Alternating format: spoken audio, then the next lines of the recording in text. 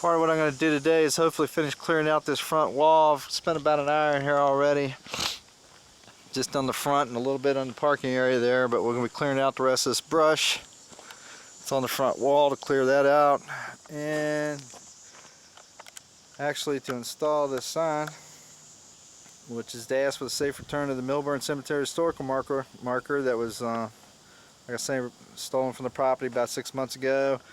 And on the conservation side, we're going to install a birdhouse in the back end. We got a post down there with a couple other birdhouses in it. We're going to install another one. Some of the tools I'm going to be using today, of course, is going to be a weed eater. I also got a SOG Safari 18-inch machete blade. Recently purchased it. It's a little undersized for this task, but it's been working fairly well. A little bit flimsy for what I truly need to accomplish here, but it's doing pretty good. And also on top of that, I got a vintage BSA axe, and it's actually made in the USA and by the Bridgeport Manufacturing Corporation in Connecticut. So that's it. The machete, the hatchet, small hand hatchet, and hand axe, and weed eater, and that's pretty much it. A lot of hand labor, and we'll try to clear some land here today. I'll see y'all a bit. Praying mantis. We'll get to see them every day. These little critters, they're awesome, man. That one's moderate in size. They get huge up here.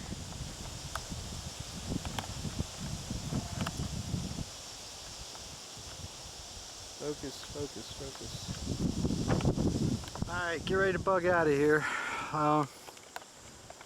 First thing, off of the distance, the birdhouse is installed. We got one to repair. It's just, house is still intact. Just need some eye loops to put on it. They pulled out, no big deal. But got the bulk of the split rail fence area, which is set up by one of my scouts as an Eagle project. He installed the split rail fence. Got the bulk of this cleared out. Still got a little bit to do up here along the stone wall. But what I wanted to show you, as we come in here, this is supposed to replicate fences using that period stone foundations, set on the stone foundations. It's all self-locking. Pretty much just your split rails and your uprights and some big limestone rocks for foundation bases, so your wood's not laying directly on the ground. The stone wall is actually loose laid up until about the fence line, up there by the gate. From the gate, approximately 1945, a German prisoner of war from Rommel's Corps out of Africa. He was held here in Winchester in a prison war camp. Him and two other prisoners from Germany rebuilt the front wall, which you can't see fully yet, but along the Milburn Lane or Milburn Road. It's what they call a hidden cement job. So the stones are laid, the cement's in the inner core. When you look at it from the outside, you can't even tell there's cement in it. But all the rest of this fence is loose laid. Now, what's happened over the years, the vandalism I was telling you about. Just erected this sign. This is one of the historical markers that was stolen. Like I said, I just put in a sign pretty much as it reads. The safe return of Milburn Cemetery historical marker purchased by private donations and fundraising efforts would be appreciated. No questions asked. My Eagle Scout installed this. It was with the help of the Emmanuel United Methodist Church, which owns this property. If anybody knows who has it or wishes to return it, just leave it here at the wall. No questions asked. We'll reinstall it in the whole 9 yards, but I would appreciate it if it got returned. The other part of the problem is, as you can tell, we used to have a nice birdhouse down the corner right here, along with the sign being stolen. Of course, it was pulled over. Rocks from the wall were used to try to just bash it to pieces. I relayed some of those stones. There's still more in there. Once I cut the brush out, we'll find out what all stones are in there and we'll reinstall the wall.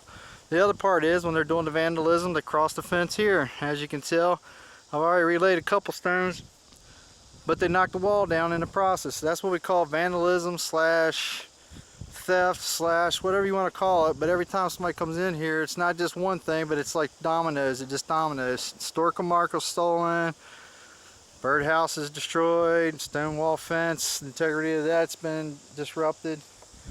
But here's one of the markers. The one it's missing would have been very similar to this one.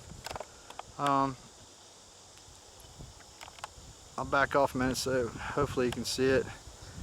Roots of the Methodism in the Frederick County and Milburn Chapel. This is actually believed, like I said, to be one of the first, if not the first, in the Shenandoah Valley for the Methodism in the valley. The church would have laid approximately right here in this flat. In behind all this brush is a limestone break in there. And we believe the church was just to the right of that limestone break in the flat. There's a flat in there. What's good about it now, if you see these little posts sticking up in the back, this area's been this couple acres surrounding this cemetery or a conservation easement. So trees have been planted pretty much as you see it. Nobody can disrupt this land. They can't mow it, they can't do anything more, they can't whatever. It's all the way to the base of that hill at Hyatt's Run.